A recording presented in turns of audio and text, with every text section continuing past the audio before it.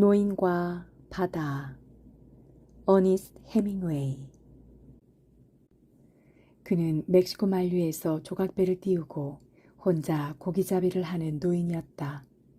지난 84일 동안 그는 물고기를 한 마리도 잡지 못했다. 처음 40일은 소년과 함께였다. 하지만 40일이 지나도록 물고기가 한 마리도 잡히지 않자 소년의 부모는 소년에게 노인이 이제 살라오. 그러니까 최고로 운수사놓은 사람이 되었다고 말했다. 그리고 부모가 시키는 대로 소년은 다른 배로 옮기게 되었는데 그 배는 첫 주에 큼직한 물고기를 3마리나 잡았다. 날마다 빈 배로 돌아오는 노인의 모습을 볼 때마다 소년은 가슴이 아팠다. 그래서 언제나 물가로 내려가서 노인을 도와 사려놓은 낚싯줄 탈에나 갈고리와 작살 또는 돛대에 둘둘만 돛다위를 날랐다. 밀가루 부대로 누덕누덕 기워진 채 돛대에 둘둘 말려있는 돛은 마치 영원한 패배의 깃발처럼 보였다. 노인은 여위고 수척했으며 목덜미에 주름살이 깊게 패여 있었다. 두 뺨은 열대바다에 반사된 햇빛 때문에 생긴 양성 피부암의 갈색 반점들로 얼룩덜룩했다. 반점은 얼굴 양옆에 아래쪽까지 쭉 퍼져 있었고 그의 손엔 낚싯줄에 걸린 무거운 물고기를 다루다 생긴 흉터들이 깊게 패여 있었다. 하지만 최근에 생긴 흉터들은 아니었다. 흉터들은 물고기 없는 사막지대의 침식 지역만큼이나 오래된 것들이었다. 이제 노인의 몸은 모든 곳이 늙어 있었다. 하지만 두 눈만은 예외였다. 바다와 똑같은 푸른 빛깔의 두 눈은 여전히 총기와 힘이 넘쳤다. 산티아고 할아버지! 소년이 노인의 배를 끌어다 놓은 해안 기슭을 함께 올라가며 말했다. 저 다시 할아버지 배 탈 수 있어요. 그동안 돈을 좀 벌었거든요. 소년에게 고기 잡는 법을 가르쳐준 사람은 노인이었다. 그리고 소년은 노인을 사랑했다.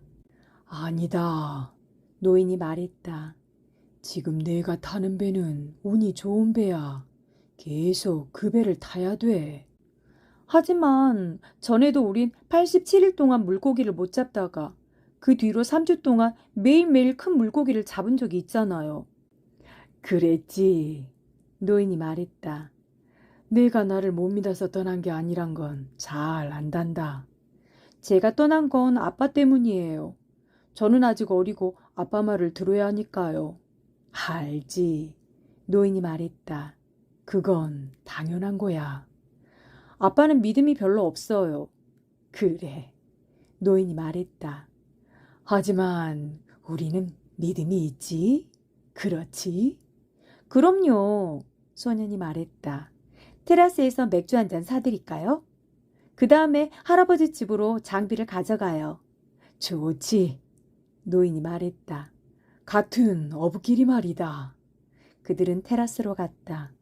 많은 어부들이 노인을 비웃었지만 그는 화내지 않았다. 나이든 어부들은 그를 안타까워했다. 하지만 그걸 내색하지 않은 채 해류에 대해 낚싯줄을 얼마나 깊이 내렸는지에 대해 좋은 날씨가 계속되는 것에 대해 자신들이 바다에서 무엇을 보았는지에 대해 점잖게 얘기할 뿐이었다. 그날 수확이 좋았던 어부들은 이미 들어와서 잡아온 청새치들을 토막내어 널빤지 2개에 가로로 길게 늘어놓았다. 그리고 두 사람이 함께 널빤지 양 끝을 잡고 비틀거리며 집어장으로 가지고 가서는 아바나의 시장으로 고기를 싣고 갈 냉동 화물차를 기다렸다. 상어를 잡은 어부들은 그것을 항구 맞은편에 있는 상어 가공 공장으로 가지고 갔다. 거기서 상어를 도르래 장치로 끌어올린 다음 간을 빼내고 지느러미를 자르고 가죽을 벗겨내고 살은 소금에 절이기 위해 길쭉하게 잘라냈다. 바람이 동쪽에서 불면 상어 가공 공장에서 나는 냄새가 항구 건너로 풍겨왔다. 하지만 오늘은 바람이 북쪽으로 방향을 돌렸다가 잠잠해져서인지 냄새가 희미했다. 그래서 테라스는 환한 햇살 아래 쾌적했다. 할아버지, 소년이 말했다. 노인이 대답했다. 그는 맥주잔을 든 채 오래전 일을 생각하던 참이었다. 내일 할아버지한테 정어리 가져다 드려도 되나요? 그러지 말아라. 넌 가서 야구나 하려무나. 나는 아직 노를 저을 수 있고 그물은 로헬리오가 던져줄 거다. 그래도 드리고 싶어요. 할아버지하고 같이 고기잡이를 못 나간다며 다른 도움이라도 드리고 싶어요. 맥주를 사줬지 않니? 노인이 말했다. 너도 이제 어른이 다 됐구나. 제가 할아버지 배를 처음 탔을 때가 몇 살이었죠? 5살이었지. 그때 내가 물고기를 끌어올리는데 그놈이 어찌나 힘이 팔팔하던지 폐가 산산조각 나는 줄 알았다. 너는 거의 죽을 뻔했고. 기억나니? 기억나요. 물고기 꼬리가 배 바닥을 철썩철썩 때리고 배 가로장이 부서지고 그 녀석을 몽둥이로 내리치는 소리가 요란하게 울렸죠. 할아버지가 저를 뱃머리 쪽에 있는 젖은 낚싯줄 탈의 틈으로 밀친 거. 배 전체가 덜덜덜 떨리던 거. 할아버지가 나무를 베든 놈을 두들겨 패던 거. 달콤한 피비린내가 가득 밀려오던 거. 모두 다 기억나요. 그게 정말로 다 기억나는 거냐? 아니면 나한테 들어서 하는 거냐? 저는 할아버지하고 처음 바다에 같이 나갔을 때부터 지금까지 모든 걸 다 기억해요. 노인은 볕에 걸린 두 눈에 믿음과 사랑을 담고서 소년을 바라보았다. 내가 내 아들이라면 너를 데리고 나가서 운을 걸어보겠다. 노인이 말했다. 하지만 너는 내 부모가 있고 또 지금은 운이 좋은 배를 타고 있지. 정어리를 가져다 드려도 될까요? 미끼고기 4마리쯤 구할 만한 데도 알아요. 오늘 쓰고 남은 것도 있어. 소금에 절여 상자에 넣어두었다. 싱싱한 것으로 4마리 구해다 드릴게요. 하나면 돼. 노인이 말했다. 그는 한시도 희망과 믿음을 잃지 않았다. 그리고 그 희망과 믿음은 이제 산들바람이 불어오듯 새로이 강해지고 있었다. 둘이요. 소년이 말했다. 그래, 둘. 노인이 동의했다. 훔친 거 아니지? 마음만 먹으면 훔칠 수도 있어요. 소년이 말했다. 하지만 이건 산 거예요. 고맙구나. 노인이 말했다. 그는 소박한 사람이었기에 자신이 언제부터 겸손을 익혔는지 궁금하지 않았다. 하지만 지금은 자신이 겸손하게 행동했다는 것을 알았고 그것이 부끄러울 일도 아니고 진정한 자부심에 해가 되지 않는다는 것도 알았다. 이런 해류라면 내일은 날씨가 좋을 게다. 노인이 말했다. 어디로 가실 거예요? 소년이 물었다. 멀리 나갔다가 바람이 바뀔 때 들어올 거야. 동이 트기 전에 나갈 작정이다. 저희 배 주인 아저씨한테도 멀리 나가자고 할게요. 소년이 말했다. 할아버지한테 정말로 큰 놈이 걸리며 도와드리러 갈 수 있게요. 그 사람은 멀리 나가는 걸 좋아하지 않을걸. 알아요. 소년이 말했다. 하지만 주인 아저씨가 못 보는 물새 같은 걸 보았다고 만세기로 쫓아가자고 하면 돼요. 그 사람 눈이 그렇게 나쁘니? 거의 장님이나 마찬가지예요. 이상하군. 노인이 말했다. 그 사람은 거북잡이를 한 적이 없는데 말이야. 눈을 망치는 건 거북잡이거든. 하지만 할아버지는 머스키티아 해안에서 오랫동안 거북잡이를 했는데도 눈이 좋잖아요. 나는 이상한 노인이잖니. 그런데 정말로 큰 고기를 잡을 만큼 힘이 있으세요? 내 생각엔 그렇다. 거기다 난 요령이 있으니까. 같이 저것들을 집으로 챙겨가요. 소년이 말했다. 그래야 제가 투망을 가지고 가서 정어리를 잡으러 갔죠. 두 사람은 배에서 백기구들을 집어들었다. 노인은 돛대를 어깨에 메고 소년은 단단히 감아 나무 상자에 담은 갈색 낚싯줄과 갈고리와 작살자루를 들었다. 미끼 상자는 배의 고물 밑, 그러니까 배 옆까지 끌어당긴 큰 물고기를 때려 기절시키는 몽둥이 곁에 두었다. 노인의 물건을 훔쳐갈 사람은 없을 테지만 돛과 무거운 낚싯줄은 이슬을 맞으면 좋지 않아서 집으로 가져가는 게 좋았고 노인도 동네 주민들이 물건을 훔치지는 않겠지만 작사를 배에 두고 가는 건 쓸데없는 유혹을 불러일으킬 거라고 생각했다. 두 사람은 함께 길을 걸어 올라갔고 노인의 오두막에 이르자 열려있는 문으로 들어갔다. 노인은 돛을 만 돛대를 벽에 기대 놓았고 소녀는 그 옆에 상자와 다른 백기구들을 내려놓았다. 돛대는 길이가 거의 오두막의 단칸방 길이와 비슷했다. 오두막은 구아노라고 불리는 대왕 야자나무의 질긴 쌍눈 껍질로 지은 것으로 침대와 식탁과 의자가 하나씩 있었고 음식을 할 수 있도록 흙바닥에 만든 숯 화덕을 갖추고 있었다. 섬유질이 억센 구아노 잎을 납작하게 눌러서 폭에 붙인 갈색 벽에는 예수 성심상 채색화와 코브레 성당의 성모 마리아 채색화가 하나씩 걸려 있었다. 그것은 죽은 아내의 유품이었다. 벽에는 한때 색 인화지에 뽑은 아내의 사진이 걸려 있었지만 그걸 보면 너무 외로워져서 노인은 사진을 떼어버렸다. 사진은 이제 방구석 선반 위 그의 깨끗한 셔츠 아래 있었다. 드실 만한 거 있나요? 소년이 물었다. 노란 쌀밥하고 생선이 있지. 너도 줄이야? 아니요. 저는 집에 가서 먹을게요. 불을 피워드릴까요? 아니, 내가 나중에 피우마. 아니면 그냥 찬밥을 먹어도 되고. 제가 투망을 가져가도 되나요? 그러렴. 사실 투망은 없었다. 소녀는 투망을 언제 팔아치웠는지 기억하고 있었다. 하지만 그들은 매일같이 이 꾸며낸 대화를 주고받았다. 노란 쌀밥과 생선도 없었고 그 사실 역시 소녀는 잘 알고 있었다. 85는 행운의 숫자야. 노인이 말했다. 내가 내장을 손질하고도 500kg이 넘는 놈을 잡아온다면 어떻겠냐? 전 이제 투망을 가지고 정어리를 잡으러 갈게요. 문간에서 볕들 쬐고 앉아 계실 거죠? 그래. 어제 신문이 있으니까 야구 기사나 읽고 있으마.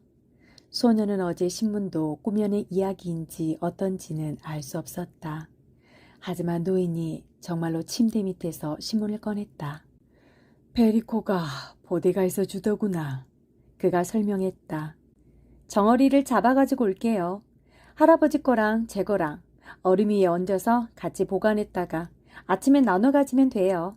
제가 돌아오면 야구 이야기를 해주세요. 양키스는 절대 안 져. 하지만 클리블랜드 인디언스는 겁나요. 양키스를 믿어라 얘야. 위대한 디마지오를 생각해. 디트로이트 타이거스도 겁나고 클리블랜드 인디언스도 겁나요. 그러다가는 신시내티 레즈도 겁나고 시카고 화이트삭스도 겁나겠구나. 신문 잘 읽고 제가 돌아오면 말씀해 주세요. 숫자 85가 들어간 복권을 사는 건 어떨까? 내일이면 85일이거든. 그것도 좋겠네요. 소년이 말했다. 하지만 할아버지는 87이라는 대기록이 있잖아요. 그런 일이 두 번 있을 수는 없어. 85가 있는 복권을 살 수 있을까? 주문하면 돼요. 한 장만. 2달러 50센트야. 그 돈을 누구한테 빌릴 수 있을까? 식은 죽 먹기예요. 2달러 50센트는 언제든지 빌릴 수 있어요. 나도 빌릴 수 있을 것 같다. 하지만 나는 빌리지 않겠어. 일단 빌리고 나면 그 다음에는 국어를 해야 하거든. 따뜻하게 하고 계세요. 소년이 말했다. 지금은 9월이라는 거 아시죠? 큰 물고기들이 올 철이지. 노인이 말했다. 누구나 어부가 될 수 있는 5월과는 달라. 전 이제 정어리를 잡으러 갈게요. 소년이 말했다. 소년이 돌아왔을 때 노인은 의자에 앉은 채 잠이 들어 있었고 해도 저물었다. 소년은 침대에서 낡은 군용 담요를 가져다 의자 등받이에 펼쳐 노인의 어깨를 덮어주었다. 노인의 어깨는 특이했다. 더없이 노쇠했으면서도 아직 강인해 보였다. 목덜미도 강해 보였고 노인이 잠들어 고개를 앞으로 떨구고 있어서 주름도 별로 많이 보이지 않았다. 그의 셔츠는 독과 마찬가지로 수차례나 기운 것이었고 기운 부분은 햇볕에 발에 색조가 제각각 달라져 있었다. 하지만 노인의 머리는 몹시 늙어 보였고 눈을 감고 있는 얼굴에는 생기가 하나도 없었다. 신문이 무릎 위에 놓여 있었는데 노인의 한쪽 팔에 눌려 저녁 산들바람에도 날아가지 않고 있었다. 노인은 맨발이었다. 소년은 노인을 그대로 두고 그곳을 떠났고 소년이 다시 돌아왔을 때에도 노인은 계속 자고 있었다. 일어나세요, 할아버지. 소년은 노인의 한쪽 무릎에 손을 얹고 말했다. 노인은 눈을 떴고 잠시 먼 곳에서 돌아오는 듯한 표정을 지었다. 그런 뒤 미소를 지었다. 무얼 가져온 거냐? 그가 물었다. 저녁거리요. 소년이 말했다. 같이 먹어요. 난 배 안 고프다. 그러지 말고 좀 드세요. 아무것도 안 먹고 물고기를 잡을 수는 없어요. 나는 그래 왔는걸. 노인은 그렇게 말하고 일어나서 신문을 접었다. 그런 뒤 담요를 잡기 시작했다. 담요는 계속 두르고 계세요. 소년이 말했다. 제가 살아있는 한 할아버지가 아무것도 안 드시고 고기잡이를 나가실 일은 없을 거예요. 그러면 건강하게 오래오래 살려무나. 노인이 말했다. 그래, 뭘 가져왔냐? 검은콩 쌀밥, 바나나 튀김, 그리고 스튜 조금이요. 소년은 테라스에서 2단으로 된 금속 찬압에 음식을 담아왔다. 나이프와 포크와 숟가락 2벌이 한 벌씩 종이 냅킨에 쌓여 소년의 주머니에 들어있었다. 누가 그걸 주더냐? 주인 아저씨 마르틴 씨가요. 고맙다고 말해야겠구나. 제가 벌써 고맙다고 말했어요. 소년이 말했다. 할아버지가 따로 말씀하시지 않아도 돼요. 큰 물고기 잡으면 그 친구한테 뱃살을 줘야겠다. 노인이 말했다. 그 친구가 이런 일을 한 게 이번 한 번이 아니지. 그럴 거예요. 그러면 뱃살 말고도 더 좋은 걸 줘야겠다. 그 친구는 우리한테 참 잘해. 맥주도 2병 줬어요. 나는 캔맥주가 제일 좋아. 알아요. 하지만 이건 병맥주예요. 아트웨이 맥주요. 병은 이따가 제가 갖다 줄 거예요. 그래, 고맙다. 노인이 말했다. 이제 먹을까? 아까부터 계속 드리고 싶었던 말씀이에요. 소년이 상냥하게 말했다. 할아버지가 드실 준비가 안 되신 것 같다. 뚜껑도 열지 않았어요. 이제 준비됐다. 노인이 말했다. 손 씻을 시간이 필요했을 뿐이야. 손을 어디서 씻으셨지? 소년은 생각했다. 마을 상수도는 도로를 2거리나 내려가야 있는데 할아버지가 쓰실 물을 가져와야겠는걸. 비누하고 깨끗한 수건도. 난 왜 이렇게 생각이 없을까? 겨울에 입으실 셔츠하고 재킷도 한 벌씩 있어야겠고 신발하고 담요도 하나 구해드려야겠어. 스튜 맛이 아주 좋구나. 노인이 말했다. 야구 얘기 좀 해주세요. 소년이 말했다. 처음부터 말했듯이 아메리칸 리그에서는 양키스가 최고야. 노인이 즐거워하며 말했다. 오늘 졌는걸요? 소년이 말했다. 그건 상관없어. 위대한 디마지오가 본래 기량을 되찾았어. 그 팀에는 다른 선수들도 있잖아요. 당연하지. 하지만 팀이 강한 건 디마지오가 있어서야. 다른 리그에서 블루클린하고 필라델피아가 맞붙는다면 나는 블루클린 편이다. 하지만 또 딕 사슬러와 그가 그 옛날 구장에서 날린 굉장한 타구를 생각하지 않을 수 없어. 그런 건 정말 처음이었어요. 딕 시슬러가 친 공처럼 그렇게 멀리까지 뻗은 공은 본 적이 없어요. 그 친구가 테라스에 들르곤 했던 게 기억나니? 나는 그 친구한테 같이 고기잡이를 나가자고 말하고 싶었는데 용기가 안 났지. 너한테 말을 걸어달라고 부탁했지만 너도 용기가 안 났고. 그래요. 그건 잘못이었어요. 그 사람은 우리와 같이 나갔을지도 몰라요. 그랬다면 우리 평생의 자랑거리로 간직할 수 있었을 거예요. 나는 위대한 디마지오를 고기잡이에 데려가고 싶구나. 노인이 말했다. 그 친구 아비가 어부라는구나. 그 친구도 전에는 어쩌면 우리처럼 가난했을 테니 우리를 잘 이해할 거야. 위대한 시슬러의 아버지는 가난했던 적이 없어요. 제 나이 때부터 메이저리그에서 뛰었어요. 내 나이 때 나는 가로도치를 탄 범선의 선원이었지. 배가 아프리카까지 갔는데 저녁이면 해변을 어슬렁거리는 사자들을 보곤 했지. 알아요. 말씀해 주셨어요. 아프리카 이야기를 할까, 야구 이야기를 할까? 야구 이야기요. 소년이 말했다. 위대한 존 호타 매크로 이야기를 해주세요. 소년은 제1을 호타라고 발음했다.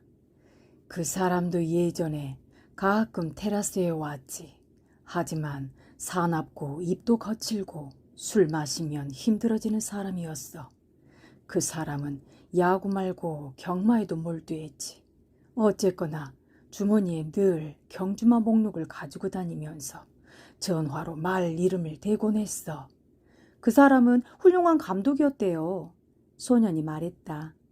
우리 아버지는 그 사람이 최고였대요. 여기 가장 자주 왔으니까. 노인이 말했다.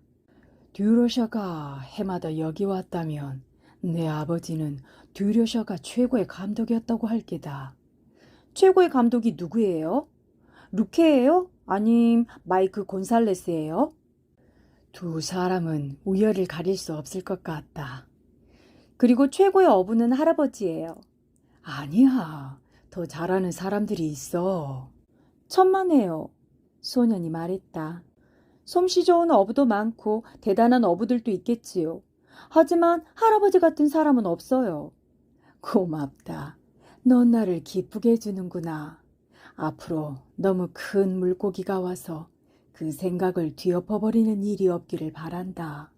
할아버지 몸이 말씀하시는 것만큼 튼튼하다면 그럴 물고기는 없어요. 내 몸이 생각만큼 튼튼하지 않을지도 몰라. 노인이 말했다. 하지만 나는 요령이 있고 또 쉽게 포기하지 않지. 이제 주무셔야 내일 아침에 기운이 나죠. 그릇이랑 이런 건 제가 다 테라스에 갖다 줄게요. 그래, 잘 가라. 내일 아침에 널 깨우러 가마. 할아버지는 제 자명종이세요. 소년이 말했다. 내겐 나이가 자명종이다. 노인이 말했다. 늙은이들은 왜 그렇게 일찍 일어나는 걸까? 하루를 좀 더 길게 보내려고? 몰라요. 소년이 말했다. 제가 아는 건 그저 아이들은 아침 늦게까지 깊이 잔다는 거예요. 나도 그랬지. 노인이 말했다. 시간 맞춰 너를 깨우러 가마. 우리 배 주인 아저씨가 절 깨우는 건 싫어요. 제가 못난 것처럼 느껴지거든요. 그래, 안다. 안녕히 주무세요, 할아버지. 소년은 떠났다. 두 사람은 불도 안 켠 채 식탁에서 저녁을 먹었다. 노인은 어둠 속에서 바지를 벗은 뒤 침대에 들었다. 벗은 바지는 돌돌 말고 안에 신문지를 넣어 베개로 만들었다. 그리고 담요로 몸을 감싸고 스프링 위에 옛날 신문지를 깐 침대에 누웠다. 그는 곧 잠이 들었고 소년 시절에 갔던 아프리카의 꿈을 꾸었다. 길게 늘어선 황금빛 해변과 눈이 아플 만큼 새하얀 해변, 높이 솟은 곳, 거대한 갈색 산들이 보였다. 그는 이즈음 매일 밤 그 해변에서 살았다. 꿈속에서 포효하는 파도 소리를 들었고 원주민들의 배가 그 파도를 헤치며 다가오는 것도 보았다. 그는 잠결에 갑판의 타르 냄새와 뱃밤 냄새를 맡았고 아침이면 무바람에 실려오는 아프리카의 냄새를 맡았다. 그는 보통 무바람 냄새를 맡으면 잠에서 깨어나 옷을 입고 소년을 깨우러 갔다.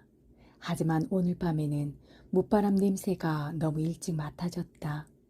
꿈결에도 너무 이른 시각이라는 걸 깨닫고 그는 계속 꿈을 꾸었다. 꿈속에서 그는 섬들의 하얀 산봉우리가 바다 위로 솟아오르는 걸 보았고 이어 카나리아 군도의 여러 항구와 정박지도 보았다. 그는 폭풍을 치는 꿈은 더 이상 꾸지 않았다. 여자나 큰 사건들도 큰 물고기도 싸움이나 힘겨루기도 또 아내도 더 이상 꿈에 나타나지 않았다. 이제는 이런저런 장소와 해변을 어슬렁거리는 사자들이 나올 뿐이었다.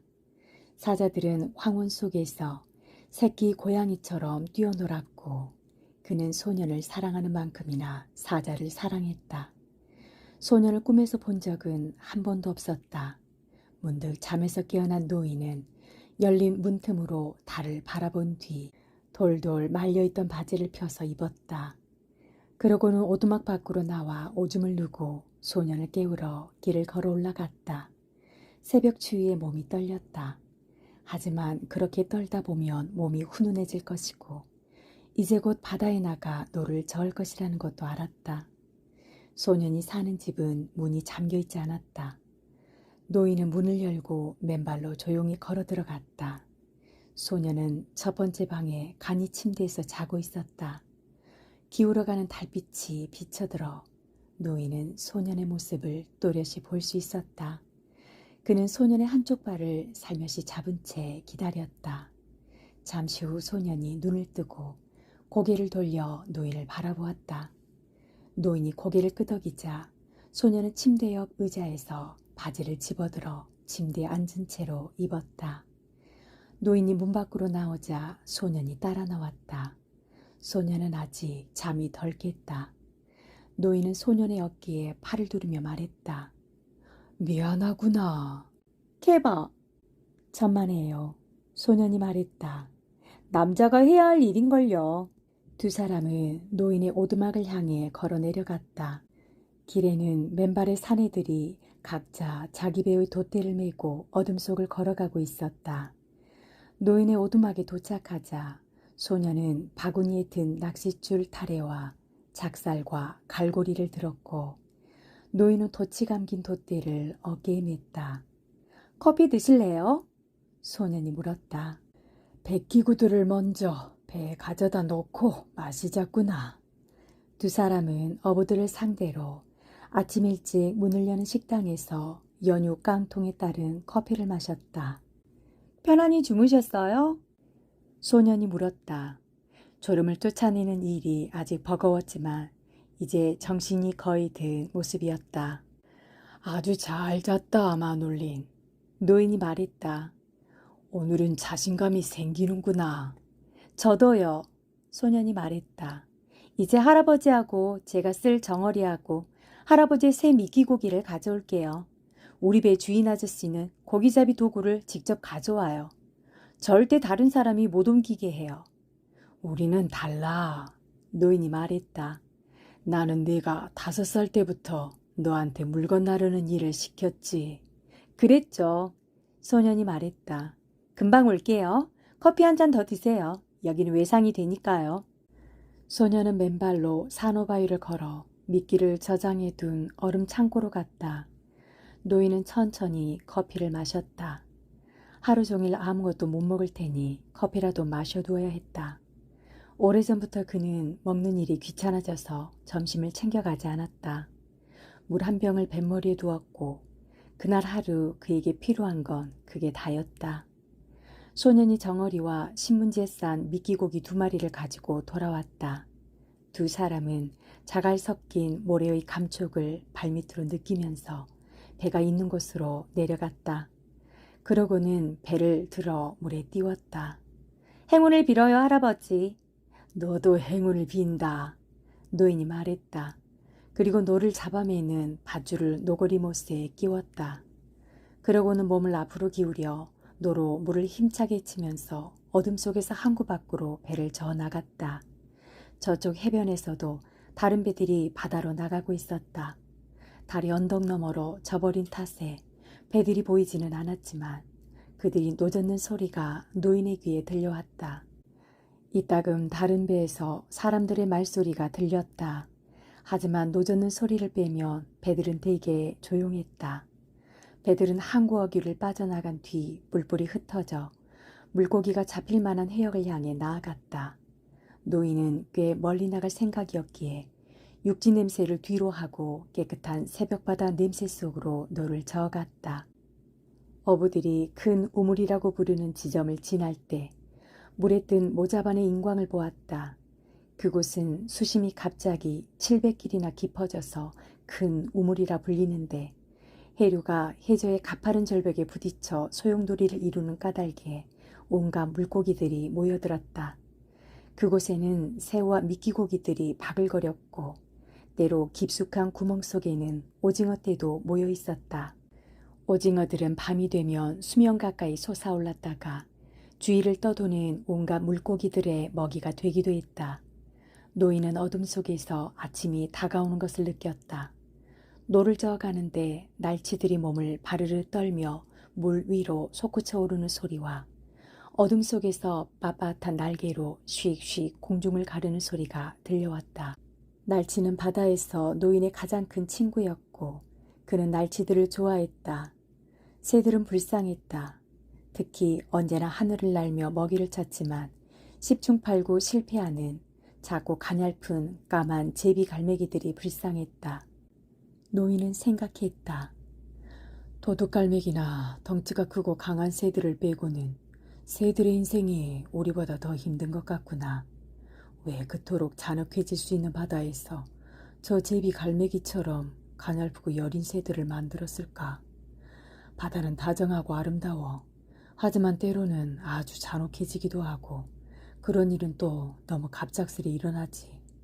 작고 구슬픈 목소리를 내며 하늘을 날다가 물속의 먹이를 사냥하는 새들은 바다에서 살기에는 너무나 연약해. 노인은 바다를 항상 여성형이 라마르로 여겼다. 그것은 사람들이 바다를 정겹게 부를 때 쓰는 스페인어였다. 바다를 사랑하는 사람들은 때때로 바다를 욕해도 늘 바다를 여자로 여겼다. 낚싯지 대신 부표를 사용하고 상어간으로 벌이가 좋았던 시절 모터보트를 산 젊은 어부들 가운데는 바다를 남성형인 엘 마르로 부르는 이들도 있었다. 그들은 바다를 경쟁자나 일터처럼 말했고 심지어 원수로 보기도 했다. 하지만 노인은 바다를 언제나 여자로 큰 은혜를 베풀거나 때때로 그걸 잠시 보류하기도 하는 존재로 여겼다. 바다가 거칠고 사나워질 때는 사람들을 도울 방법이 없어서 그런 거라 생각했다. 달이 여자에게 영향을 미치듯이 바다도 달의 영향을 받는다고 노인은 생각했다. 노인은 계속 노를 저었다. 무리하게 속력을 내지 않았고 바다 표면도 이따금 해류가 소용돌이 치는 것을 빼면 잔잔했기 때문에 전혀 힘들지 않았다. 그는 배의 움직임을 3분의 1가량 해류에 맡겼고 빛이 부옇게 떠올 때 이 시간까지 나올 수 있으리라 예상했던 것보다 더 멀리까지 왔다는 것을 깨달았다. 지난 일주일 동안 깊은 우물들에서 고기잡이를 했는데 아무 소용없었지. 노인은 생각했다. 오늘은 가다랑어와 날개다랑어 떼가 있는 곳으로 갈 거고 어쩌면 그 중에 큰 놈이 있을지도 몰라. 해가 완전히 뜨기 전에 노인은 미끼를 들이우고는 배를 해류에 맡겨 떠가게 했다. 미끼 하나는 40길까지 내려뜨렸다. 두 번째 미끼는 75길에, 세 번째와 네 번째는 각각 100길과 125길까지 푸른 바닷속으로 내려뜨렸다. 미끼고기는 머리를 아래로 향하게 해서 낚싯바늘을 넣고 단단히 꿰매었고 낚싯바늘의 돌출부 전체, 그러니까 밖으로 튀어나온 구부러진 부분과 뾰족한 부분은 싱싱한 정어리로 덮였다. 낚싯바늘의 어느 부분에서도 큰 물고기가 향긋한 냄새와 맛을 느끼지 않을 곳이 없었다. 소년이 아까 그에게 준 작고 싱싱한 날개다랑어 2마리는 제일 깊이 들이운 2개의 낚싯줄에 추처럼 달아놓았다. 다른 낚싯줄에는 큼직한 청줄무늬 전갱이와 갈전갱이를 썼다. 전에 썼던 미끼들이지만 아직 상태가 좋았고 거기 신선한 정어리를 함께 매달아서 냄새도 좋았고 먹음직해 보였다. 굵기가 굵은 연필만한 낚싯줄들은 각기 초록색 막대지에 묶어서 물고기가 미끼를 물거나 당기면 물속으로 들어가게 되어 있었다. 각각의 낚싯줄에 40길의 낚싯줄 타래가 2뭉치씩 달렸고 그것을 다시 여분의 타래들에 연결할 수 있어서 물고기가 300길 넘게 끌고 가도 끄떡없었다. 노인은 배전 너머로 막대지 3개가 기우는지 지켜보다가 살며시 노를 저 낚싯줄이 적당한 수심까지 똑바로 드리워지게 했다. 날이 꽤 밝아져서 금세라도 해가 뜰 것 같았다. 해가 바다 위로 희미하게 떠오르자 다른 배들이 보이기 시작했다. 수면에 낮게 떠 있는 배들은 해안 쪽으로 한참 뒤처진 채 해류를 가로질러 여기저기 뿔뿔이 흩어져 있었다. 잠시 후 해가 더 밝아져서 수면 위로 빛이 이글거렸고 해가 완전히 떠오르자 잔잔한 바다가 반사한 빛에 눈이 아파서 그는 해를 보지 않고 노를 저었다. 노인은 물속을 내려다보았다. 그리고 어두운 물속으로 똑바로 드리워진 낚싯줄을 지켜보았다. 노인은 누구보다 낚싯줄을 똑바로 드리웠는데 그래야 미끼들이 어두운 바닷속 그가 원하는 자리에 정확히 자리 잡고 그곳을 다니는 물고기들을 기다릴 수 있었기 때문이다. 다른 어부들은 줄이 해류에 밀려 떠도는 걸 내버려 두어서 때로 60길 깊이의 미끼를 내려두고 그게 100길 깊이에 있는 줄 알기도 했다. 하지만 나는 낚싯줄을 정확하게 들이우지. 노인은 생각했다. 그저 내가 이제 운이 다했을 뿐이야. 하지만 누가 알겠어.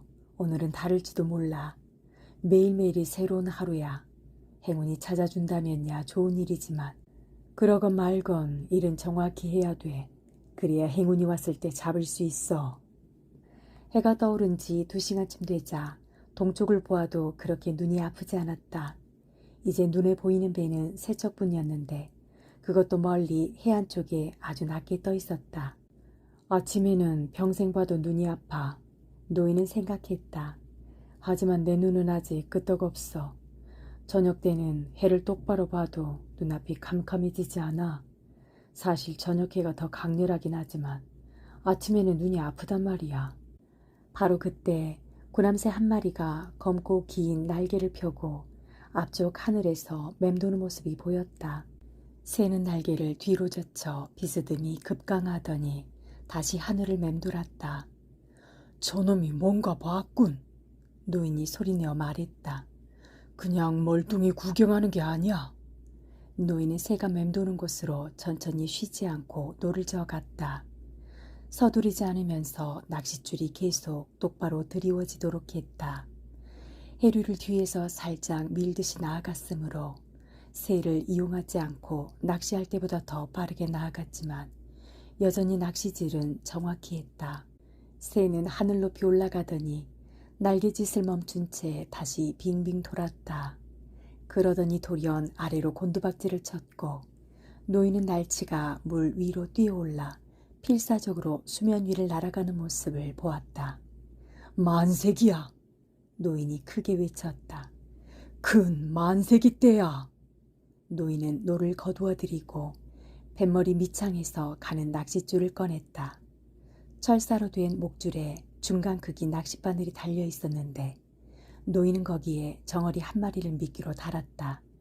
그런 뒤 낚싯줄을 배전 너머로 던지고 고물에 있는 고리 달린 나사못에 단단히 묶었다.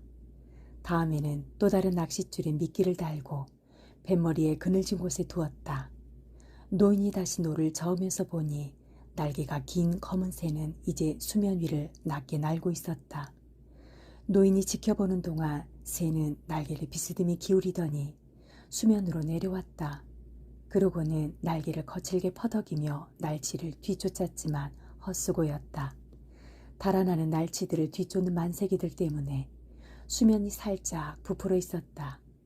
만세기들은 날치가 날아가는 바로 밑에서 물살을 가르며 달렸다.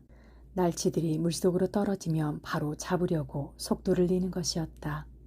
아주 큰 만세기 때야. 노인은 생각했다. 거기다 넓게 퍼져 있으니 날치들이 살아남을 가망은 거의 없어. 새도 헛수고이긴 마찬가지야. 녀석한테는 날치가 너무 크고 또 너무 빨라. 노인은 자꾸자꾸 물 밖으로 튀어오르는 날치들과 새의 헛수고를 지켜보았다. 고깃대가 멀어지고 있어. 노인은 생각했다. 너무 빠르고 또 너무 멀어. 하지만 처진 놈 하나쯤 잡을 수 있을지도 모르지. 또 내가 노리는 큰 물고기가 그놈들 주위에 있을지도 몰라. 내 큰 물고기는 분명 어딘가에 있을 거야. 육지 위의 구름은 이제 산처럼 높이 피어올랐다. 해안은 기다란 한 줄기 초록색 선으로 보일 뿐이었고 그 뒤로 청회색 산등성이가 이어져 있었다. 바닷물은 이제 검푸른 빛을 띠고 있었는데 검푸르다 못해 자줏빛에 가까워 보였다. 물속을 들여다보니 검푸른 물속에는 채로 걸은 듯한 붉은 플랑크톤이 흩어져 있었고 햇빛이 비쳐들어 기묘한 무늬를 만들고 있었다. 노인은 낚싯줄이 보이지 않는 물속으로 곱게 뻗어내려갔는지 살펴보았다. 그는 플랑크톤이 그렇게 많은 것이 기뻤다. 플랑크톤은 바로 물고기가 몰려든다는 뜻이었기 때문이다. 해가 높이 뜬 지금 햇빛이 물속에 만든 기묘한 무늬는 날씨가 좋다는 징조였다. 육지 위의 구름 모양도 마찬가지였다. 하지만 이제 새는 거의 보이지 않았고 수면 위로는 햇빛에 노랗게 바랜 모자반이 떠 있을 뿐이었다. 그리고 배 바로 곁에서 젤리로 된 불에 같은 보라색 고깔 해파리가 무지개 빛을 반사하고 있었다. 해파리는 몸체를 옆으로 뉘었다가 다시 바로 세우더니 치명적인 독이 있는 기다란 보라색 촉수를 물속에 1미터쯤 길게 늘어뜨린 채 비눗방울처럼 가볍게 떠다녔다. 아구아 말라로군. 노인이 말했다. 갈보 같은 것. 노를 저어 배를 가볍게 돌리면서 노인은 물속을 들여다보았다. 해파리 촉수와 색깔이 같은 조그만 물고기들이 촉수 사이와 해파리 아래 생긴 작은 그늘 밑을 헤엄치고 있었다. 놈들은 해파리 독에 면역이 되어 있었다. 하지만 사람은 그렇지 않았다. 해파리가 낚싯줄에 걸려 끈끈한 보라색 촉수가 노인이 고기를 잡아당길 때 닿기라도 하면 옷이 올랐을 때처럼 손과 팔이 부풀어 오르고 따가웠다. 특히 아구아말라의 독은 더 빨리 번졌고 채찍으로 맞은 것처럼 보였다. 무지갯빛 비눗방울 같은 해파리들은 아름다웠다. 하지만 바다에서 가장 거짓된 존재였기에 노인은 큰 바다거북이 그놈들을 잡아먹는 모습을 보면 즐거웠다. 바다거북은 해파리를 보면 앞쪽으로 다가간다.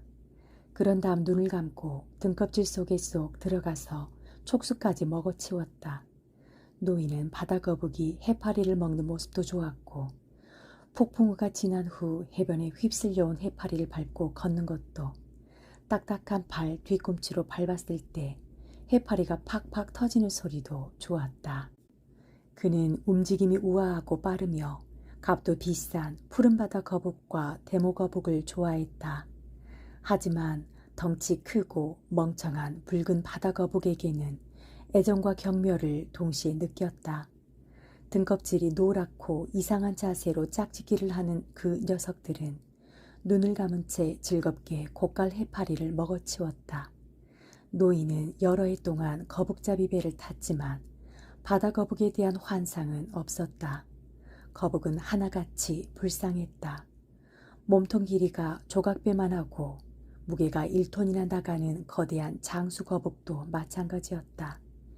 사람들은 바다거북에게 무자비하다. 거북의 심장은 칼로 몸이 잘린 뒤에도 몇 시간이나 뛰기 때문이다. 하지만 노인은 자기 심장도 손과 발도 거북들과 다를 바 없다고 생각했다. 그는 기력을 얻기 위해 바다거북의 흰알을 먹었다. 9월과 10월에 기운을 내서 큰 물고기를 잡기 위해 5월 내내 그것을 먹었다. 노인은 어부들이 백기구를 맡겨두는 창고의 큰 드럼통에서 날마다 상어 간유도 한 컵씩 받아 마셨다. 원하는 어부는 누구나 마실 수 있었다. 어부들은 대체로 그 맛을 싫어했다. 하지만 아침 일찍 일어나야 하는 괴로움보다는 나쁘지 않았고 간유는 감기와 독감을 막아주며 눈에도 좋았다. 노인이 고개를 들어보니 새가 다시 하늘을 맴돌고 있었다. 물고기를 찾았군. 노인이 큰 소리로 말했다. 날치가 물 위로 튀어오르지도 않았고 미끼고기가 흩어져 있지도 않았다. 하지만 눈앞에 작은 다랑어 한 마리가 공중에 번쩍 뛰어올라 몸을 뒤집더니 물속으로 곤두박질을 쳤다. 다랑어는 햇빛에 은색으로 반짝였고 놈이 물속으로 들어갈 때 다른 놈이, 이어 또 다른 놈이 뛰어올랐다. 곧 너나 없이 여기저기서 뛰어올라 물을 온통 휘저어대며 미끼고기를 쫓아 멀리 뛰었다. 다랑어들은 미끼고기 주변을 에워싸며 쫓아갔다. 놈들이 너무 빨리 가지만 않는다면 내가 쫓아갈 수 있을 텐데 하고 노인은 생각했다. 노인은 다랑어 떼가 수면에 하얀 물거품을 일으키는 모습, 겁먹고 수면으로 밀려나온 미끼고기들을 향해 새가 물속으로 내리 꽂히는 모습을 지켜보았다. 새는 도움이 많이 되지. 노인은 말했다. 바로 그때 그가 한 바퀴 감아 밟고 있던 백고물 쪽의 낚싯줄이 팽팽해졌다. 노인은 노를 내려놓고 낚싯줄을 꽉 잡아 끌어올렸다. 줄을 물고 부르르 떨며 버티는 작은 다랑어의 무게가 느껴졌다. 줄을 당길수록 떨리는 줄의 힘이 강해졌다. 물속에서 다랑어의 푸른 등과 황금빛 옆구리가 보이자 노인은 다랑어를 배 안으로 확 끌어당겼다. 배꼽을 바닥에 떨어진 다랑어는 햇빛을 받으며 누워 있었다. 탄탄하고 총알처럼 생긴 다랑어는 크고 탁한 두 눈을 부릅뜬 채 날렵하고 기운 넘치는 꼬리로 죽을 힘을 다해 배 바닥 널빤지를 두드렸다. 노인은 자비를 베풀어 물고기 머리를 내리치고 발로 찼다. 그래도 다랑어는 배꼽물의 그늘진 구석 아래서 계속 바들거렸다. 날개 다랑어군. 노인은 큰 소리로 말했다. 좋은 미끼가 될 거야. 4.5kg은 나가겠군. 혼자 있을 때 소리내서 말을 한 게 언제부터였는지 노인은 기억하지 못했다. 예전에는 혼자 있을 때 노래를 부르곤 했다. 밤에 혼자 활어선이나 거북잡이 배의 키를 잡고 망을 볼 때도 가끔 노래를 했다. 혼잣말을 하기 시작한 건 아마 소년이 떠난 뒤부터인 것 같았다. 하지만 정확히 기억나지는 않았다. 소년과 함께 고기잡이를 할 때 두 사람은 대개 필요한 말만 했다. 그리고 밤이 되거나 폭풍으로 날씨가 나빠 배가 묶였을 때 이야기를 했다. 바다에서는 쓸데없는 말을 하지 않는 게 미덕으로 여겨졌고 노인 역시 그렇게 생각하며 관습을 지켰다. 하지만 이제는 그 말들에 신경 쓸 사람이 없으므로 그는 자기 생각을 자주 소리내서 말했다. 이렇게 혼잣말하는 걸 들으면 사람들은 날 미쳤다고 할 거야. 노인은 큰 소리로 말했다. 하지만 난 안 미쳤으니까 상관없어. 부자들은 배에 라디오를 두고 이런저런 이야기를 듣고 또 야구 소식도 듣잖아. 지금은 야구 생각할 때가 아니지. 노인은 생각했다. 지금은 한 가지만 생각할 때야. 내가 평생 해온 고기잡이 말이야. 저 물고기떼 근처에 아주 큰 놈이 있을지도 몰라. 나는 먹이를 쫓다가 무리해서 뒤처진 놈 하나를 건졌을 뿐이야. 하지만 놈들은 멀리까지 달아나고 있지. 오늘 수면에 나타난 것들은 모두 아주 빠르게 북동쪽으로 가고 있어. 지금이 그럴 시간인가? 아니면 내가 모르는 날씨의 어떤 징후인 건가? 초록색 선의 해변은 이제 보이지 않았다. 눈이라도 내린 듯 하얗게 보이는 푸른 산봉우리들과 그 위에 뜬 설상 같은 구름들 뿐이었다. 바다는 어두컴컴했고 빛은 물속에 프리즘을 만들었다. 수많은 플랑크톤 무리도 그 사이 높이 뜬 태양빛에 사라졌다. 노인의 눈에 보이는 것이라고는 푸른 바다 깊은 곳에서 빛나는 큼직한 프리즘들과 1500m나 되는 물속으로 곱게 들이운 낚싯줄들 뿐이었다. 다랑어떼는 사라지고 없었다. 어부들은 그런 종류의 물고기를 모두 다랑어라고 불렀고 그것을 팔거나 미끼용 고기와 맞바꿀 때에만 제대로 구별해서 불렀다. 태양은 이제 뜨거웠다. 노인의 목덜미에 땡볕이 내리쬐었고 노를 저을 때면 등허리로 땀이 흘러내렸다. 물결에 배를 맡기고 잠을 잘 수 있을 거야. 노인은 생각했다. 낚싯줄을 발가락에 걸고 자면 곧바로 깰 수 있어. 그나저나 오늘은 85일째 되는 날이니 고기를 열심히 잡아야 해. 바로 그때 낚싯줄을 지켜보는 노인의 눈앞에서 수면 위로 삐죽 나와 있던 초록색 막대치 하나가 물에 쑥 가라앉았다. 옳거니, 노인이 말했다. 그렇지. 노인은 배에 부딪히지 않도록 노를 거두어들였다. 그런 뒤 오른손 엄지손가락과 집게손가락으로 낚싯줄을 살짝 잡았다. 잡아당기는 힘이나 무게가 느껴지지 않아서 줄을 가볍게 잡고 있었다. 잠시 후 그 느낌이 다시 왔다. 이번에는 강하지도 무겁지도 않게 움찔움찔하는 움직임이었고 그는 무슨 일이 벌어진 건지 정확히 알았다. 뱃길 물속에서 청새치 한 마리가 낚싯바늘의 몸통과 끝부분에 감싸놓은 정어리들을 먹고 있었다. 손으로 만든 그 낚싯바늘은 작은 다랑어 대가리에서 튀어나와 있었다. 노인은 낚싯줄을 조심스레 잡고 왼손으로 막대찌에 묶인 줄을 풀었다. 그리고 물고기가 아무런 저항도 느끼지 못하게 손가락 사이로 줄을 풀어내렸다. 이렇게 멀리까지 나왔으니 지금 이맘때면 아주 큰 놈일 거야. 노인은 생각했다. 먹어라, 물고기야. 어서 먹어. 마음껏 먹으렴. 미끼는 싱싱하고 너는 180m나 되는 차갑고 어두운 물속에 있구나. 어두운 물속을 한 바퀴 돌고 와서 어서 먹으렴. 이어 가벼운 당김이 그리고 다시 조금 더 강한 당김이 오는 것이 물고기가 정어리 대가리를 낚싯바늘에서 쉽게 떼어내지 못하는 게 분명했다. 그러더니 아무런 움직임도 없었다. 이리 와봐. 노인이 큰 소리로 말했다. 한 번 더 돌아오너라. 냄새 맡아봐. 좋지 않아? 어서 먹어봐. 다랑어도 있어. 단단하고 차갑고 맛있는 다랑어 말이다. 망설이지 말고 먹어, 물고기야. 그는 엄지손가락과 집게손가락으로 낚싯줄을 잡은 채 다른 낚싯줄들도 동시에 지켜보았다. 물고기가 다른 낚싯줄로 헤엄쳐 갈 수도 있었기 때문이다.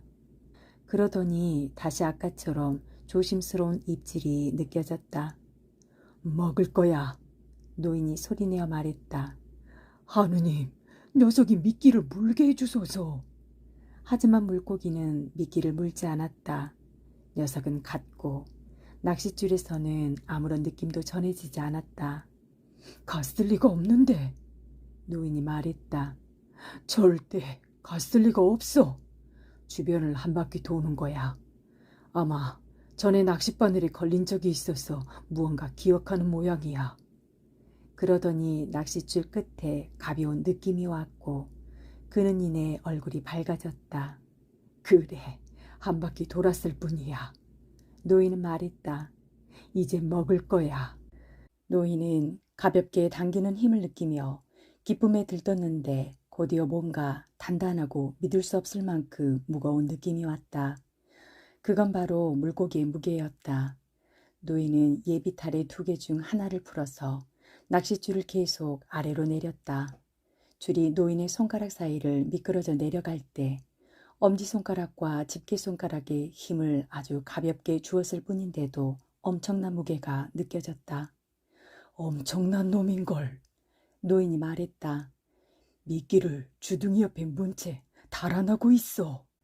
이제야 한 바퀴 돌고 미끼를 삼킬 거야. 노인은 생각했다. 하지만 말로는 하지 않았다. 좋은 일을 입 밖으로 내뱉으면 이루어지지 않을 수도 있다는 것을 알았기 때문이다. 정말로 큰 물고기가 분명했다. 노인은 물고기가 다랑어를 옆으로 물고서 어둠 속에서 움직이는 모습을 상상했다. 잠시 녀석이 멈추었지만 무게는 변함없었다. 당기는 힘이 점점 더 커지자 노인은 줄을 더 풀었다. 엄지손가락과 집게손가락으로 줄을 꽉 잡았더니 무게가 더 강하게 느껴지면서 아래로 더 깊이 내려갔다. 놈이 미끼를 물었어. 노인은 말했다. 이제 녀석이 미끼를 잘 먹게 해야지.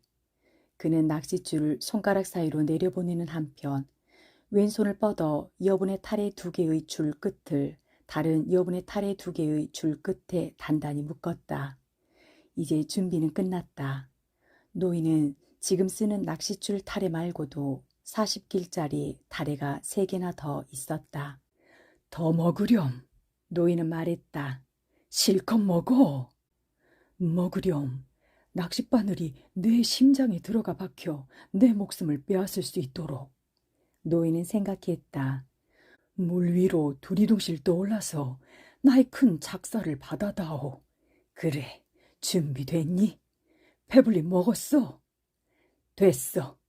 노인은 큰 소리로 말하고 2손으로 줄을 힘껏 잡아당겨 1미터가량 끌어올렸다. 그런 뒤 온몸의 무게를 축으로 삼고 다시 힘을 다해 2팔로 번갈아 줄을 당겼다. 아무 소용없었다. 물고기는 천천히 떠나갔고 노인은 녀석을 한치도 끌어올릴 수 없었다. 낚싯줄은 무거운 물고기를 잡기 위한 용도인 만큼 튼튼했다. 그것을 등 뒤로 걸쳤더니 줄이 어찌나 팽팽해졌는지 물방울이 타다닥 튀어올랐다. 그러더니 물속에서 쉬익쉬익 하는 소리가 났다. 노인은 여전히 줄을 잡고 가로장에 기대어 버텼다. 배가 천천히 북서쪽으로 움직이기 시작했다. 물고기는 계속 헤엄쳤고 노인과 배도 그 뒤를 따라 잔잔한 물 위를 천천히 미끄러져 갔다. 다른 미끼들은 아직 물속에 있었지만 손을 쓸 방법이 없었다. 그 아이가 있다면 좋았을 텐데. 노인이 소리내어 말했다. 물고기에게 끌려가는 꼴이 되었어. 내가 밧줄거리가 된 채 말이야. 줄을 배에 묶을 수도 있지만 그러면 놈이 줄을 끊어버릴 거야. 내가 최선을 다해 놈을 붙들고 필요한 만큼 놈에게 줄을 주어야 돼. 놈이 바다 밑으로 내려가지 않고 다른 곳으로 이동하는 게 천만 다행일세. 녀석이 밑으로 내려가면 어떻게 해야 할까? 놈이 바다 밑바닥에서 죽으면 또 어떻게 해야 할까? 하지만 어떻게든 하겠지. 할 수 있는 일은 많아. 노인은 등에 걸친 줄이 물에 비스듬히 꽂힌 모습과 배가 북서쪽으로 천천히 움직이는 모습을 지켜보았다. 이러다가 녀석이 죽을 텐데. 노인은 생각했다.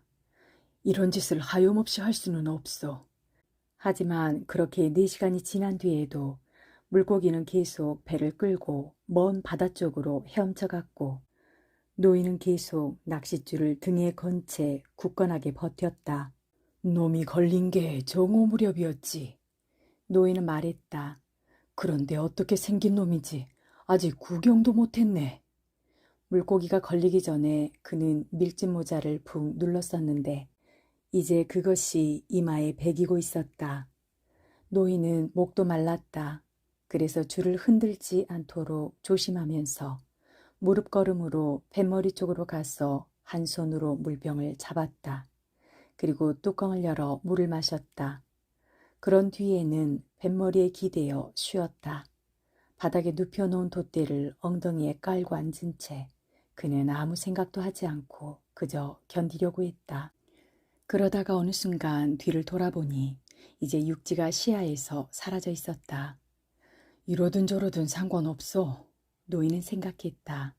나는 언제든 아바나의 불빛을 보고 돌아갈 수 있어. 해가 지려면 앞으로 2시간은 더 있어야 하고 물고기가 그 전에 올라올 수도 있어.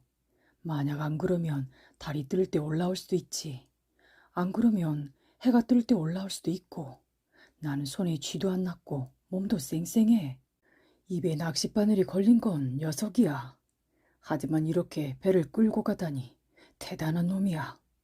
낚싯줄 끝 철사에 꽉 물린 모양이야. 어떤 놈인지 한번 보고 싶군. 내가 어떤 놈이랑 겨루는 건지 알고 싶어. 그날 밤 별을 통해 가늠하는 한 물고기는 행로나 방향을 전혀 바꾸지 않았다.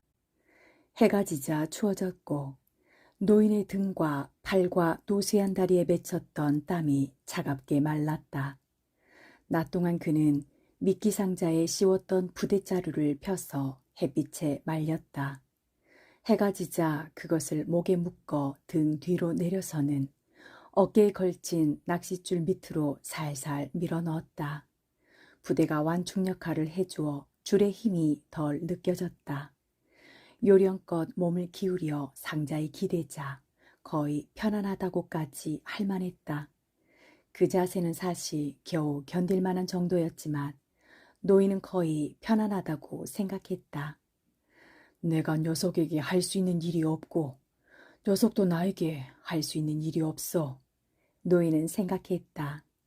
이 상태가 이어지는 한 번은 노인이 일어나서 배전 너머의 소변을 보고 나서 별을 보며 행로를 가늠해 보았다. 그의 어깨에서 물속으로 뻗어 내려간 낚싯줄은 한 줄기 인광 같았다. 배는 아까보다 느려졌고 아바나의 불빛이 그다지 강하지 않은 것이 해류가 그들을 동쪽으로 끌고 가는 게 분명했다. 아바나의 불빛이 보이지 않으면 동쪽으로 더 멀리 나간 걸 거야. 노인은 생각했다. 물고기가 계속 이 행로를 유지한다면 앞으로도 몇 시간은 저 불빛을 볼 수 있겠지. 오늘 메이저리그 야구 경기는 어떻게 되었는지 궁금하군. 라디오로 소식을 들으면 얼마나 좋을까. 그러다 다시 생각했다. 한 가지만 생각해. 내가 하고 있는 일에 전념해. 어리석은 짓을 하면 안 돼. 그런 뒤 소리내어 말했다. 그 아이가 있다면 좋았을 텐데 나를 도와주고 이것도 구경하고. 늙은이들은 혼자 두면 안 돼. 노인은 생각했다. 하지만 달리 어쩌겠어. 기운을 내려면 다랑어가 상하기 전에 꼭 먹어야 돼. 내키지 않아도 아침에 놈을 꼭 먹어야 돼. 잊지 마. 그는 스스로에게 타일렀다. 밤사이에 돌고래 2마리가 근처에 왔고 녀석들이 대굴대굴 구르며 물을 내뿜는 소리가 들렸다. 수컷이 물을 뿜는 세찬 소리와 암컷이 물을 뿜는 한숨 같은 소리를 노인은 구별했다. 좋은 녀석들이야. 노인은 말했다. 함께 놀고 장난치고 짝짓기를 하지. 돌고래는 날치처럼 우리 형제야. 노인은 문득 낚싯바늘에 걸린 큰 물고기가 불쌍해졌다. 신기하고 이상한 놈이야. 나이는 몇이나 된 걸까? 노인은 생각했다. 평생 이렇게 힘센 물고기는 처음이고 이렇게 이상하게 행동한 놈도 처음이야. 물 위로 뛰어오르지 않는 걸 보면 꽤나 영리한 놈인 것 같아. 녀석이 뛰어오르거나 물살을 거칠게 일으키면 나는 아주 곤란해질 수도 있어. 하지만 녀석은 전에 여러 차례 낚싯바늘을 물었고 이렇게 싸워야 한다는 걸 아는 것 같아. 녀석이 모르는 건 자기 상대가 겨우 한 사람이고 또 노인이라는 거지. 하지만 어쨌거나 대단한 물고기고 육질이 좋다면 시장에서 꽤 큰 돈이 될 거야. 미끼를 무는 거나 배를 끌고 가는 게 꼭 수놈 같아. 저항하면서도 당황하는 기미가 없어. 어떤 계획이라도 있는 걸까? 아니면 나처럼 그저 달리 어찌할 도리가 없는 걸까?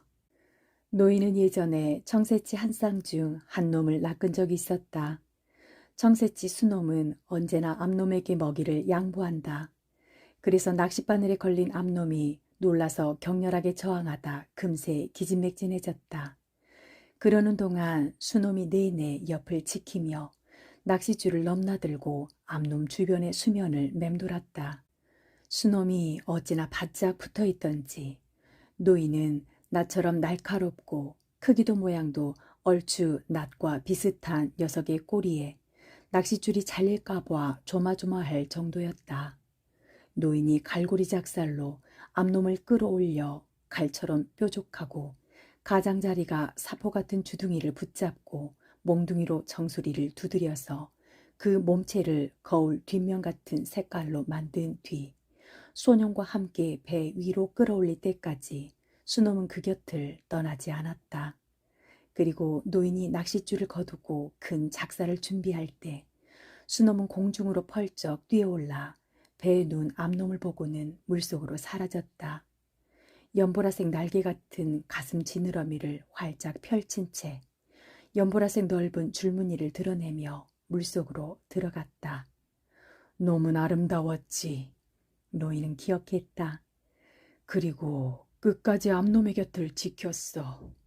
내가 물고기들하고 지내면서 겪은 가장 슬픈 일이었어. 노인은 생각했다. 아이도 슬퍼했고 우리는 암놈에게 용서를 구한 뒤 얼른 그 몸을 해체했지. 그 아이가 함께 있다면 좋았을 텐데. 노인은 큰 소리로 말하며 모서리가 닿은 뱃머리 널빤지에 몸을 기댔다. 등을 가로질러 맨 낚싯줄을 통해 자신이 선택한 어딘가로 헤엄쳐가는 큰 물고기의 힘이 느껴졌다. 어쨌든 나의 계략에 걸려들었으니 녀석은 선택을 하지 않을 수 없지. 노인은 생각했다. 녀석은 어떤 올가미도 덧도 계략도 닿지 않는 깊고 어두운 물속에 남아있기를 선택했어. 나는 아주 멀리, 세상 누구보다도 멀리 나가서 고기를 잡는 쪽을 선택했지. 이제 우리는 한 팀이야. 정오부터 녀석도 나도 누구의 도움도 받을 수 없어. 어쩌면 내가 어부가 된 게 잘못인지도 몰라. 노인은 생각했다. 하지만 이 일은 내가 나면서부터 정해진 일이야. 어쨌든 동이 트면 잊지 말고 다랑어를 먹어야 돼. 동이 트기 얼마 전에 무언가가 등 뒤쪽에 있던 미끼 하나를 물었다. 막대치가 부러지고 낚싯줄이 배전 너머로 마구 풀려나갔다. 노인은 어둠 속에서 선원용 칼을 뽑아들고 물고기의 힘을 왼쪽 어깨로 받아 버티면서 등을 뒤로 기대 배전에 대고 그 줄을 잘랐다. 그런 뒤에는 좀 더 가까운 다른 줄도 자르고 어둠 속에서 예비 타래들의 끄트머리를 묶었다. 노인은 한 손으로도 능숙했고 발로 타래를 밟아 고정시킨 채 매듭을 묶었다. 이제 노인에겐 여분의 타래가 6개나 되었다. 잘라낸 낚싯줄 2개에서 각각 하나씩 챙겼고 다른 2개는 물고기가 문 미끼의 타래였는데 그것들은 모두 연결되어 있었다. 동이 트면 40길짜리 줄에 가서 그것도 마저 잘라내고 예비 타래들을 연결해 놓아야지. 노인은 생각했다. 그러면 나는 질 좋은 카탈루냐산 낚싯줄 200길에 낚싯바늘과 목줄까지 잃게 돼. 그건 다시 구하면 돼. 하지만 다른 물고기를 잡다가 이 큰 물고기를 놓치면 이놈을 어떻게 다시 구하겠어. 조금 전에 미끼를 물었던 게 뭐였는지도 몰라. 청새치였을 수도 있고 황새치였을 수도 상어였을 수도 있어. 하지만 손으로 느껴볼 새도 없이 바로 잘라버려야 했어. 노인은 소리내어 말했다. 그 아이가 있다면 좋았을 텐데. 하지만 아이는 없어. 노인은 생각했다. 있는 건 나뿐이고 이제 어둠 속이든 어디든 얼른 마지막 줄을 자르고 거기 달린 여분의 타래 2개를 이어 놓아야 돼. 노인은 그렇게 생각했다. 어둠 속에서 하기에는 쉽지 않은 일이었다. 한 번은 물고기가 요동쳐서 줄을 당기는 바람에 얼굴을 바닥에 찍고 한쪽 눈 아래가 찢어졌다. 피가 뺨으로 흘러내렸지만 턱에 닿기도 전에 굳어버렸다. 노인은 뱃머리로 돌아가서 판자에 기대 쉬었다. 부대를 바로잡고 줄을 조심스레 움직여 어깨의 다른 부분에 걸치고 지탱하면서 신중하게 물고기가 당기는 힘을 느껴보았다. 이어 한 손을 물에 담가 배 속도를 느껴보았다. 왜 갑자기 요동을 쳤는지 모르겠군. 노인은 생각했다. 언덕처럼 불룩 솟은 등에 철사가 긁힌 게 틀림없어. 녀석의 등이 내 등만큼 아플 리는 없어. 하지만 덩치가 아무리 커도 이 배를 영원히 끌고 갈 수는 없어. 이제 문제가 될 만한 건 다 치웠고 예비줄도 많아. 사람이 할 수 있는 건 다 했어. 물고기야. 그가 나직한 목소리로 말했다. 내가 죽을 때까지 내 곁에 있으마. 녀석도 아마 내 곁에 있을 거야. 노인은 생각했고 동이 트기를 기다렸다. 동 트기 전이라 추웠다. 몸을 녹이려고 뱃머리 판자에 몸을 붙였다. 녀석이 버티는 한 나도 버틸 수 있어. 노인은 생각했다. 첫 새벽빛 속에서 줄이 물속 멀리 깊이 뻗은 모습이 보였다. 배는 쉼없이 움직였고 살짝 떠오른 해의 끝자락이 노인의 오른쪽 어깨를 비췄다. 북쪽으로 가고 있군. 노인은 말했다. 하지만 해류 때문에 동쪽으로 한참 치우칠 거야. 그는 생각했다. 놈이 해류를 타고 방향을 돌리면 좋겠구먼. 그건 녀석이 지쳤다는 표시일 테니까. 해가 더 높이 떠오르자 노인은 물고기가 지치지 않았다는 것을 깨달았다. 희망적인 건 하나뿐이었다. 줄의 기울기를 보면 녀석은 전보다 위로 올라와 있었다. 그렇다고 곧 물 위로 뛰어오른다는 보장은 없었지만 어쨌든 이제 그럴 가능성은 있었다. 제발 녀석이 물 위로 뛰어오르게 해주소서. 노인은 말했다. 줄이 충분하니 녀석을 다루는 건 문제없습니다. 만약 내가 줄을 조금 더 팽팽하게 당기면 녀석은 아파서 뛰어오를 거야. 이제 동이 텄으니까 녀석을 뛰어오르게 해야지. 그러면 등뼈에 있는 불에 공기가 차서 녀석은 바다 밑에 들어가 죽을 수가 없게 돼. 노인은 줄을 더 당겨보려고 했다. 하지만 줄은 물고기가 바늘을 물었을 때부터 이미 끊어지기 일보 직전까지 팽팽한 상태였다. 줄을 당기려고 몸을 젖히기가 지독히 힘들었고 결국 그 일이 불가능하다는 걸 알았다. 갑자기 당기면 안 돼. 노인은 생각했다. 그러면 낚싯바늘이 박혀있는 부위가 점점 더 벌어지게 되고 자칫하면 물 위로 나왔을 때 바늘이 빠질지도 몰라. 어쨌든 해가 뜨니 기분도 좋고 해가 옆에서 비치니 눈도 편하군. 낚싯줄에 누런 해초가 달라붙었지만 그것이 오히려 줄을 튼튼하게 해준다는 걸 알기에 노인은 불쾌하지 않았다. 밤에 그토록 인광을 발산한 것이 그 누런 모자번이었다. 물고기야, 그가 말했다. 정말이지 내가 사랑스럽고 존경스럽구나. 하지만 오늘이 가기 전에 내가 내 목숨을 끝장낼 거야. 희망은 품어봐야지. 노인은 생각했다. 작은 새 한 마리가 북쪽에서 배를 향해 날아왔다. 휘파람 새였는데 물 위를 아주 낮게 날고 있었다. 새가 많이 지친 걸 노인은 알 수 있었다. 새는 배의 고물 위로 내려앉아 쉬었다. 그러더니 노인의 머리 위를 한번 돈 다음 좀 더 편한 낚싯줄에 내려앉았다. 넌 몇 살이냐? 노인이 새에게 물었다. 이번이 첫 번째 여행이냐?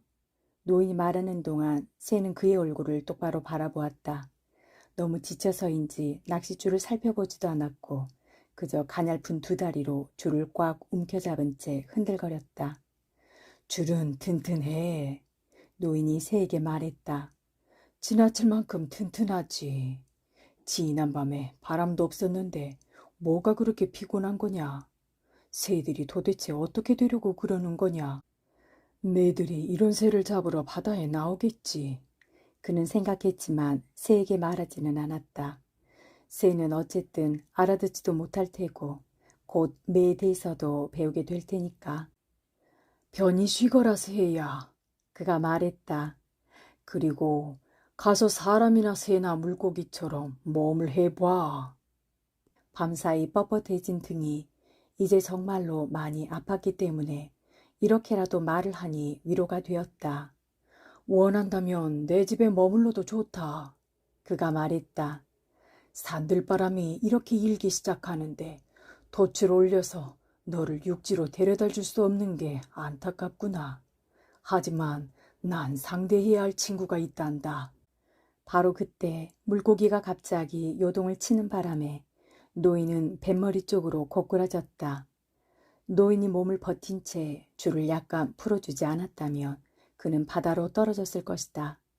낚싯줄이 당겨졌을 때 새는 날아가 버렸고 노인은 새가 떠나는 것도 보지 못했다. 노인은 오른손으로 조심스럽게 줄을 만져보다가 손에 피가 흐르는 것을 알아차렸다. 무언가가 놈을 아프게 했군. 그는 소리내어 말하고 물고기의 방향을 바꿀 수 있을지 알아보려고 줄을 당겼다. 하지만 줄이 끊어지기 직전 상태가 되자 더는 힘을 주지 않고 안정적인 긴장을 유지했다. 너도 이제 느끼지, 물고기야. 노인은 말했다. 물론 나도 확실히 느낀단다. 그는 새가 곁에 있으면 좋을 것 같아서 사방을 둘러보며 새를 찾았다. 새는 날아가 버리고 없었다. 금방 떠나버렸구나. 노인은 생각했다. 하지만 다시 무태 닿기까지 내 길은 더욱 힘들 거야. 그런데 내가 어쩌다가 물고기의 몸부림 한 번에 다쳐버린 걸까? 정신이 둔해지고 있는 모양이야. 아니면 새를 보다가 정신을 팔고 있었던가. 이제 물고기 잡는 데만 집중해야지. 더 힘이 빠지기 전에 다랑어를 먹어둬야겠어. 그 아이가 있다면 좋았을 텐데. 그리고 소금도 있었다면. 노인은 소리내어 말했다. 노인은 낚싯줄을 왼쪽 어깨로 옮긴 뒤 조심스레 무릎을 꿇어 바닷물에 손을 씻었다. 1분 넘게 물에 담근 채 피가 물속에서 가늘게 떠내려가는 모습과 배가 움직이면서 손이 물을 가르는 모습을 지켜보았다. 놈이 많이 느려졌어. 노인은 말했다. 노인은 손을 바닷물에 더 담그고 싶었지만 물고기가 다시 요동칠 것이 두려웠다. 그는 몸을 일으켜 두 발로 버티고 선 다음 손을 쳐들어 햇빛에 말렸다. 손에 난 상처는 낚싯줄에 쓸린 것뿐이었다. 하지만 일할 때 주로 사용하는 바로 그 부분이었다. 노인은 이 일을 끝내려면 두 손이 다 필요했고 일이 시작되기도 전에 손을 다친 것이 못마땅했다. 이제 작은 다랑어를 먹어야지. 손이 마르자 노인이 말했다. 갈고리대로 끌어와서 여기서 편안히 먹자. 노인은 무릎을 꿇고 갈고리대로 고물 아래의 다랑어를 찾아냈다. 낚싯줄 탈에 걸리지 않도록 조심조심 앞으로 끌어당겼다. 그리고 낚싯줄을 다시 오른쪽 어깨로 옮겨서 왼손과 왼팔로 붙들고는 갈고리 끝에서 다랑어를 뺀 뒤 갈고리대를 제자리에 돌려놓았다. 그러고는 한쪽 무릎으로 물고기를 누르고 머리 뒤쪽에서 꼬리까지 검붉은 살점을 길쭉하게 잘라냈다. 살점은 쐐기 모양이었다. 노인은 등뼈 밑에서부터 배 가장자리까지 살점을 잘라냈다. 그렇게 잘라낸 살점 6점을 뱃머리에 판자에 펼쳐놓은 뒤 바지에 칼을 문질러 닦았다. 남은 다랑어 사체는 꼬리를 잡아 뱃전 너머로 던져버렸다. 다 못 먹을 거야. 노인은 그렇게 말하고 칼을 살점 위에 어슷하게 대고 잘랐다. 낚싯줄에 강하게 당기는 힘이 느껴지면서 순간 왼손에 쥐가 났다. 손은 무거운 줄을 쥐인 채 오그라들었다. 노인은 짜증스러운 눈길로 손을 바라보았다. 무슨 놈의 손이 이 모양이야? 노인은 말했다. 그래, 그러고 싶다면 마음껏 오그라들렴. 매 발톱처럼 오그라들어 보라고. 너한테 무슨 도움이 되나 보자. 진정해. 노인은 생각하고 어두운 물속으로 비스듬히 들어간 낚싯줄을 내려다보았다. 그리고 다랑어를 먹어. 그러면 손에 힘이 생길 거야. 쥐가 나는 게 손의 잘못은 아니야. 너는 저 물고기랑 벌써 한참을 같이 있었어. 하지만 이 일이 언제까지 계속될지 몰라. 어서 다랑어를 먹어. 노인은 살점 한 조각을 집어들어 입에 넣고 천천히 씹었다. 나쁘지 않았다. 꼭꼭 잘 씹어서 즙을 남김없이 먹어. 노인은 생각했다. 작은 라임이나 레몬 한 개, 아니면 소금이라도 있었으면 좋았을 텐데. 소나, 좀 어떠냐? 그가 경련이 나서 사후 강직 상태처럼 뻣뻣해진 손에게 물었다. 널 위해 조금 더 먹어주마. 그는 둘로 잘라놓았던 살점의 나머지 부분을 먹었다. 천천히 씹고 껍질을 뱉었다. 소나, 좀 나은 것 같으냐? 아니면 좀 더 기다려봐야 할 수 있는 거냐? 노인은 다른 살점 하나를 통째로 입에 넣고 씹었다. 이 녀석은 튼튼하고 힘센 물고기야. 노인은 생각했다. 만세기 대신 녀석을 잡은 건 운이 좋았어. 만세기는 너무 달거든. 이건 달지 않지만 그래도 힘을 주지. 그러건 저러건 현실적이지 않은 건 의미 없어. 노인은 생각했다. 소금만 좀 있다면 좋았을 텐데. 그리고 남은 고기가 태양에 썩을지 마를지 알 수 없으니 배는 안 고파도 전부 다 먹어두는 게 좋아. 저 큰 물고기 놈은 차분하고 변함없어. 다랑어를 다 먹고 나면 무슨 일이든 할 수 있을 거야. 소나, 가만 기다려라. 그가 말했다. 너를 위해서 먹는 거야. 큰 물고기에게도 먹이를 줄 수 있다면 좋을 텐데. 노인은 생각했다. 녀석은 내 형제나 다름없어. 하지만 나는 녀석을 잡아 죽여야 하고 그러려면 기운을 내야지. 그는 천천히 그리고 엄숙하게 쐐기 모양 생선 살점을 다 먹었다. 그런 뒤 노인은 허리를 펴고 손을 바지에 닦았다. 소나, 이제는 줄을 놔도 좋아. 노인은 말했다. 왼손, 내가 바보짓을 그만둘 때까지 오른팔만으로 물고기를 다룰 거야. 그는 왼손으로 잡고 있던 무거운 줄을 왼발로 밟고 몸을 젖혀 등을 당기는 줄의 힘을 버텼다. 하느님, 제발 쥐가 풀리게 해주소서. 노인은 말했다. 물고기가 무슨 짓을 할지 모릅니다. 하지만 놈은 침착해 보여. 노인은 생각했다. 그냥 자기 계획을 따르는 것 같아. 하지만 놈의 계획이라는 게 뭐지? 그리고 내 계획은 뭐야? 놈의 덩치가 엄청나니까 내 계획은 놈의 계획에 맞춰서 그때그때 세워야 해. 놈이 물 위로 나오면 죽일 수 있지만 당초에 나오지를 않아. 그러면 나도 언제까지고 이렇게 놈의 곁에 있어야 돼. 노인은 쥐가 난 손을 바지에 문지르며 손가락을 움직이려고 해보았다. 손은 펴지지 않았다. 볕이 따뜻해지면 풀릴 거야. 아니면 날다랑어가 소화되면 펴질지 몰라. 손이 피로해지면 어떤 수를 써서라도 손을 펼 거야. 하지만 지금은 억지로 펴고 싶지 않아. 저절로 풀리게, 제가 원하는 대로 풀리게 할 테야. 어쨌든 밤사이에 낚싯줄을 여러 개 푸느라고 녀석을 혹사한 건 사실이니까. 노인은 바다를 보고 자신이 얼마나 외따로 떨어져 있는지 새삼 깨달았다. 하지만 깊고 어두운 물속에 뻗은 프리즘과 팽팽하게 앞으로 뻗어나간 줄과 기이할 만큼 차분한 물결이 보였다. 무역풍을 맞아 구름이 뭉게뭉게 피어올랐고 앞을 바라보니 우로리대가 하늘에 또렷한 모습을 새기다가 넓게 흐트러졌다가 다시 또 또렷해졌다가 하면서 바다 위를 날아갔다. 그는 바다에서는 그 누구도 외롭지 않다는 걸 깨달았다. 노인은 어떤 사람들은 작은 배를 타고 물이 보이지 않는 곳까지 나가는 걸 두려워한다는 걸 떠올렸고 실제로 날씨를 종잡을 수 없는 계절에는 그 사람들이 옳았다. 하지만 지금은 허리케인의 계절이었고 허리케인만 불지 않는다면 이 시기는 1년 중 최고였다. 허리케인이 올 때라도 바다에 나가 있으면 반드시 며칠 전부터 신호가 왔다. 해안에서는 보이지 않아. 뭘 봐야 할지 모르니까. 노인은 생각했다. 육지 때문에 구름 모양이 달라지기도 하지. 하지만 지금은 허리케인이 올 징조는 없어. 하늘을 바라보니 하얀 뭉게구름이 맛있는 아이스크림처럼 층층이 쌓여 있었고 그 위로는 높다란 9월 하늘을 배경으로 옅은 새털구름이 떠 있었다.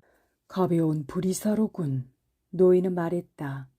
물고기야, 아무래도 너보다는 나한테 도움이 되는 날씨로구나. 왼손은 아직 쥐가 나 있었지만 노인은 천천히 손을 펴보았다. 쥐나는 건 싫어. 노인은 생각했다. 이건 몸이 나를 배신하는 일이야. 푸토마인 중독으로 사람들 앞에서 설사를 하거나 토하는 건 창피스런 일이지. 하지만 쥐가 나는 건 노인은 그것을 스페인어인 칼람브레라고 했다. 자기 자신한테 창피스러워. 그 아이가 있었다면 열심히 문질러서 팔뚝만이라도 풀어주었을 텐데. 노인은 생각했다. 하지만 어쨌거나 결국 풀릴 거야. 그때였다. 오른손에 잡은 낚싯줄에 정과 다른 힘이 느껴졌고 이어 물속에서 줄의 기울기가 변하는 것이 보였다.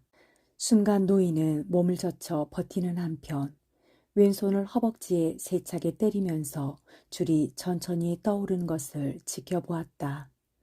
녀석이 올라오고 있어. 노인은 말했다. 소나, 이제 돌아와다오 제발.